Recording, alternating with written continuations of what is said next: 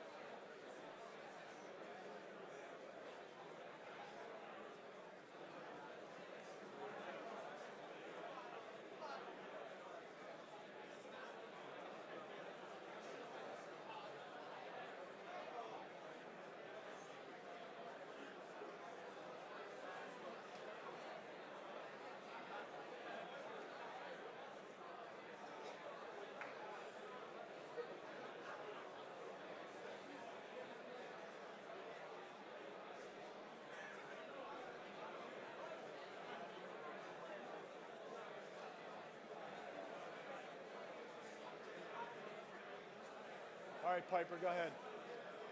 All right.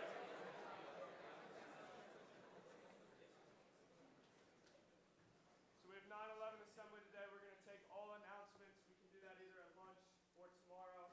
We'll do minute to win it tomorrow as well. Today we're having an advisory lunch with 11th and 12th graders. When you go into the dining hall, you'll see a table with your advisor's name on it. If you're in 11th or 12th grade, please sit there. 9 and 10s, fill in along the back side or in the annex, okay? Dr. Harris.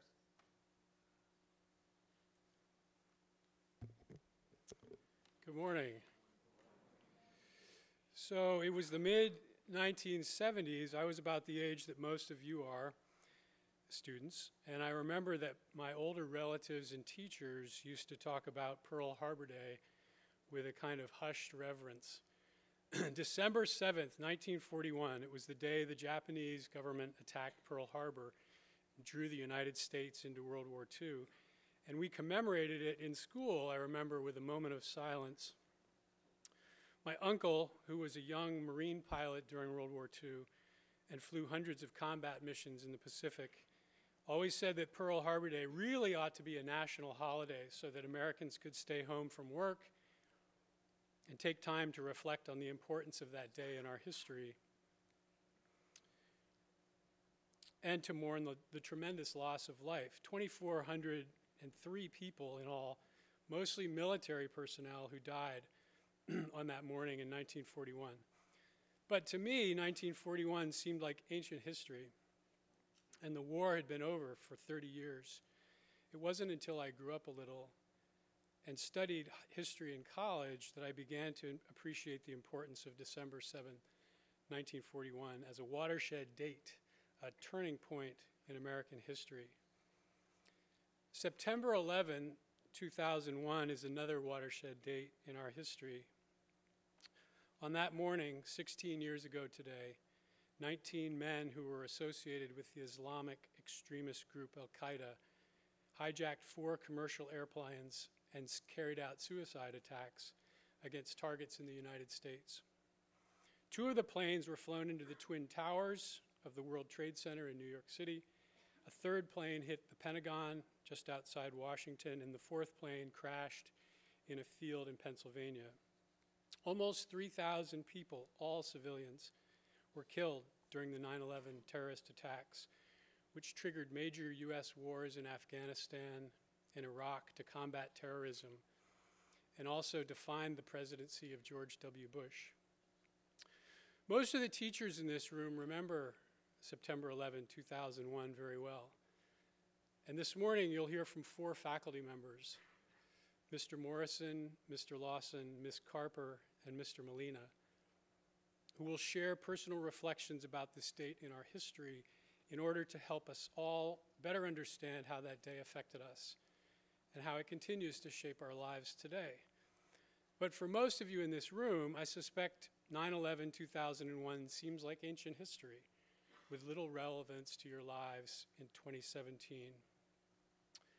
And in the larger scheme of the 20th century, 9/11 is a comparatively minor event, especially when you look at the number of civilian deaths. By comparison, for example, between September 1941 and May 1942, the Nazi Blitzkrieg campaign against cities in Britain killed 40,000 people, all civilians, 5,000 of them children.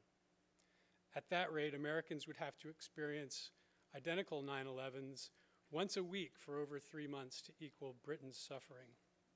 Likewise, on the morning of March 10, 1945, more than 300 U.S. B-29 bombers firebombed the city of Tokyo that killed 108,000 Japanese people, all non-military civilians in their homes.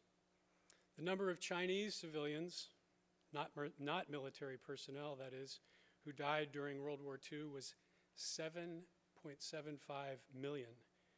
Soviet Union, 7 million civilians. Germany, 2.75 million. Japan, 672,000.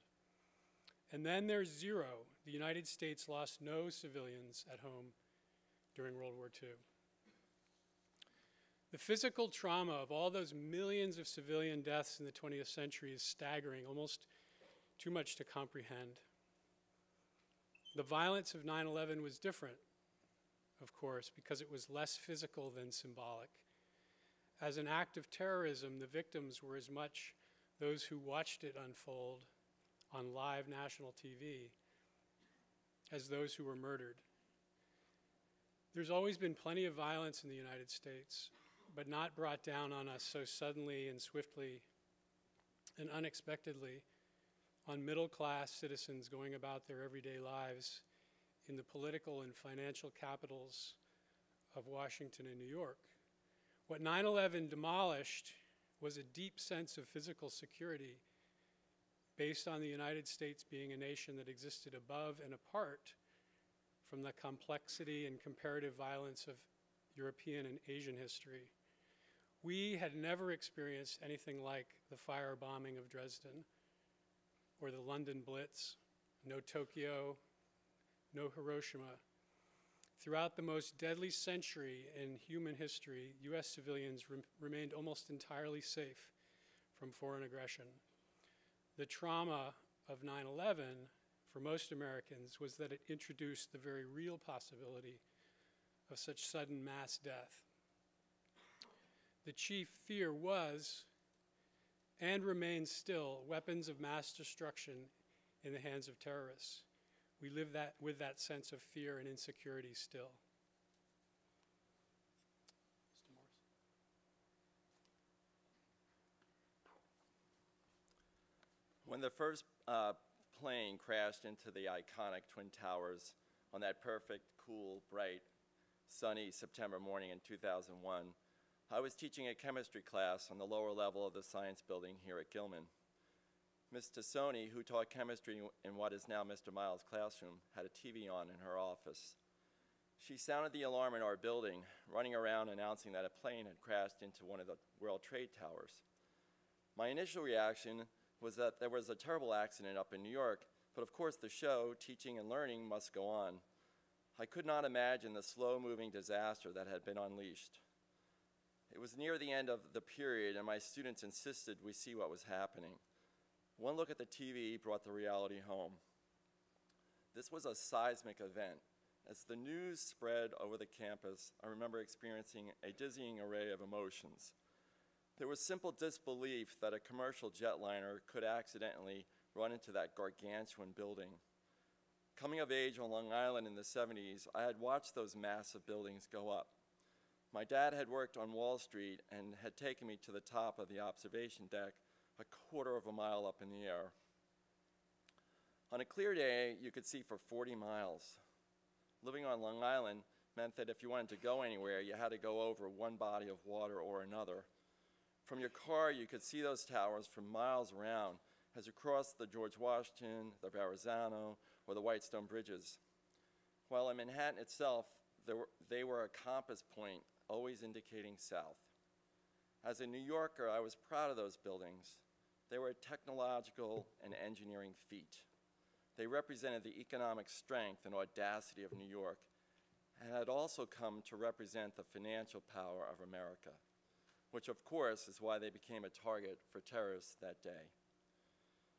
At Gilman, it slowly dawned on everyone of the enormity of what was happening, and the headmaster at the time, Mr. McGill, canceled the rest of the day. As students and adults filtered out of classes, they congregated around the available TVs set up in the common room and classrooms. Together, we watched in horror, shock, and disbelief at the unfolding events. Hardly anyone spoke. The second tower was rammed. It was unreal. It looked like something Hollywood had produced. Everyone wanted to go home and be with his or her families. I remember leaving Gilman and the eerie silence on the roads. By then, most people had already filtered home from wherever they had been that morning and were glued to a TV. At home, I watched as the Pentagon was hit and another plane went down in Pennsylvania. Everyone asked, how could this happen in America? What else were we in for? It was frightening. In the following days, no planes flew. All flights were canceled. There were no contrails in the sky. There was an outpouring of patriotism, Everyone in my neighborhood flew an American flag. We were briefly a country totally united. Stories of incredible heroism filled the news. We took collective pride in the actions of first responders and ordinary people doing extraordinary deeds. For a few weeks, the whole world seemed to be with us too and on our side. The United States had taken the hit, but it felt to many around the world like a strike against civilization itself. For a while, I felt as if we were not just Americans, but part of a global community. The unity felt powerful and full of potential. I don't know where I expected this to lead, but it soon dissipated, and today the world and our nation seems more fractured and at odds than ever. But I've been to the rebuilt World Trade Center site, which had been a massive wound. It is now fully healed with a stunning Calatrava Transit Center and new soaring skyscrapers. The memorial, built on the footprints of the original towers, is composed of 2 deep depressions in the ground, with water falling into infinity. Thousands of visitors of all descriptions stroll around the site, honoring the names etched in marble of the people that died that day. It gives me hope that there is longing in all people to remember and connect and to build anew.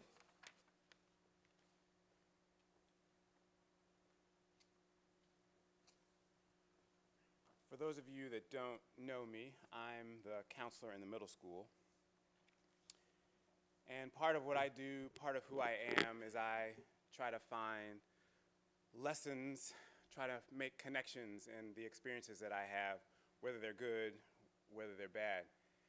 And what I remember from 9/11, I was working in a school in St. Louis, and I remember trying to remain incredibly calm, even though I had no idea what was going on, so that the kids, so the other students wouldn't be horrified, excited,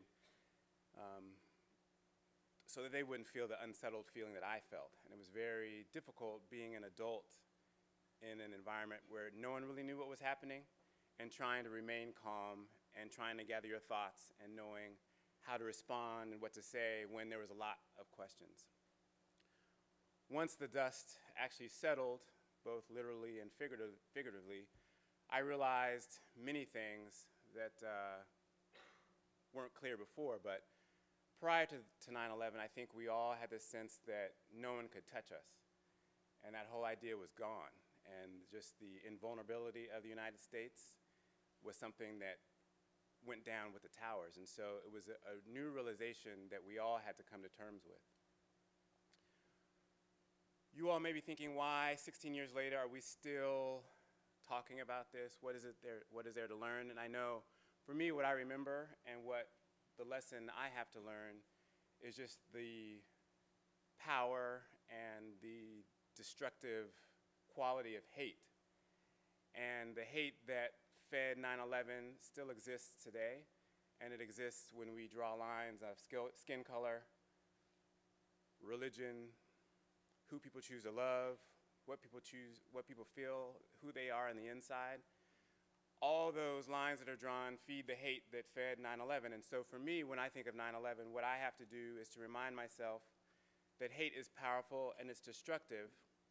It's also very self-destructive. One thing we don't talk about or don't hear as much about is the number of Muslims that actually died in the towers and on the planes that crashed. And so the hate that's always directed outward very often comes back and is self-destructive. And it's important for us to remember that whatever hate that exists, we can't stand for it, we can't tolerate it. And that is what brought 9/11. I hope that you all will not have a similar memory, but I know for me, 9/11 reminds me to check the hate in my own life and to not tolerate the hate in others. And I would encourage you all, even though you don't have sort of the memory I have of the towers crashing and burning, that you all will remember to check hate in yourself and to not tolerate it in other people.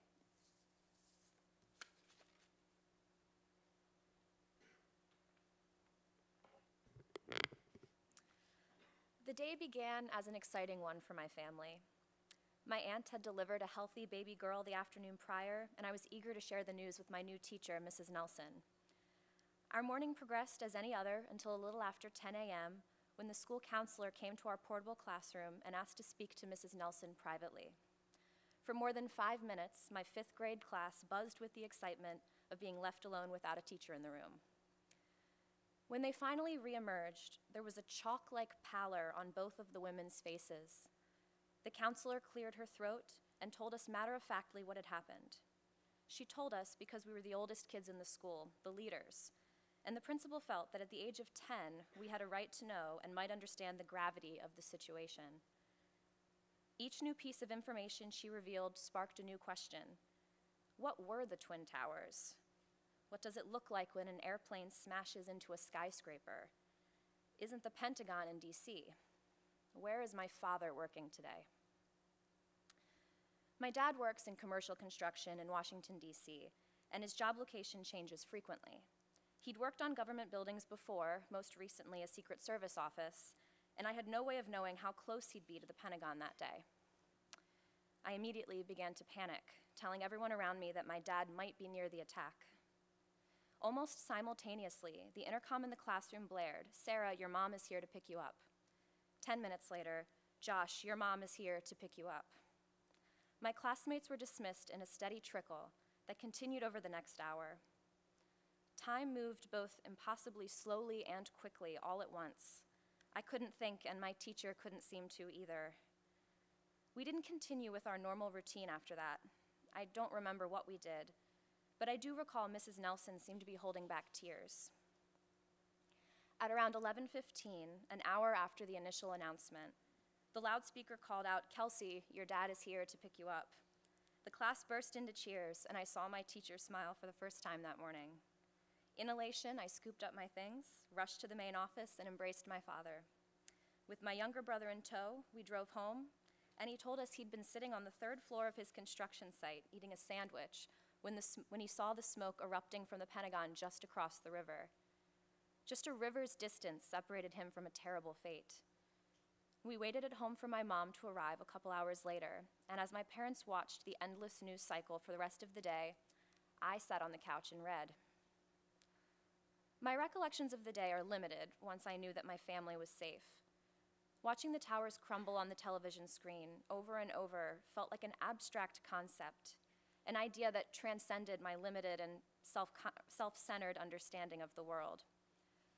The weight of that morning on a national and global scale only hit me several months later when at recess, a classmate aggressively exclaimed, "We should just blow up Afghanistan, bomb them to pieces for what they did."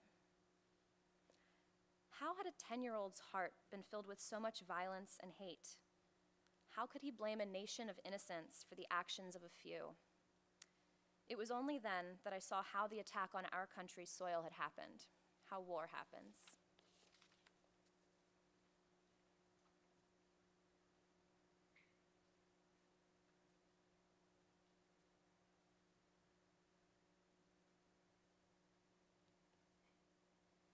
This is dedicated to every teacher and learner in this building. I spoke to a concerned parent about the anniversary of 9/11. He said he'd feared that in some ways the terrorists had won, that they had sowed seeds of today's divisions, that they had succeeded in their terrible mission to make us distrust, to stir up fear and derision towards anything that reminded us of the horror we felt on that day. You're either with us or against us is what we'd come to say as we rallied round the flag. Now we seem to have turned that on each other and planted two poles in opposite halves, turning brother against brother. It seems we are detached and cracking into factions. Do we need natural disasters to remind us of why we need collective action? But this parent wondered if bad weather could keep us together when the winds changed again. Would any binds we made just sever? Well, I don't have the answers, but I do teach his son. And today I am encouraged when I look at this harvest of freedom. We who create democracy, we who make the future into flesh, we who weave empathy to manifest mutual respect, we who dream in color, we've come to wake the world up. We reach out and connect like webs to make networks to keep in touch, to deconstruct the constructs that divide us and build bridges of unity from every city to every country. We make the world a community. We are teachers and we are learners, and we must be encouraged. Because there is no power like the power of a teacher, because the power of a teacher doesn't stop. Because you all won't stop at a good job. You won't pause for a promotion. You will devote yourselves to causes, even if you must cause some commotion. You will start businesses, compose policy, and you will be voting. We will marvel at your motion because I believe you won't stop, busting through every roadblock until you reach mountaintops. You will launch nonprofits, you'll be present in the government, and you will take the streets. From Main Street to Wall Street to Martin Luther King Street, we will hear you on radios and see you on TVs because you will resist the inertia of history and its tendency to tame ambitions. You've all come a long way, but you are nowhere near your completed mission. You are lifelong learners. And one day you may teach. So we teachers must be encouraged about the reach of our work. We must teach and be encouraged. We must keep laughing and playing and singing and praying or whatever brings you joy and defeats our fear. We must keep seeking the divine in all its glory and in the little things like us here. We teachers, we who teach, we learners, we who learn, we worker bees who hustle to earn hope for all of humanity. Be encouraged. Keep lifting your little bit of the world's 7 billion and know that we are building a world for our children's children and their children's children's children's children's children's children. Be encouraged.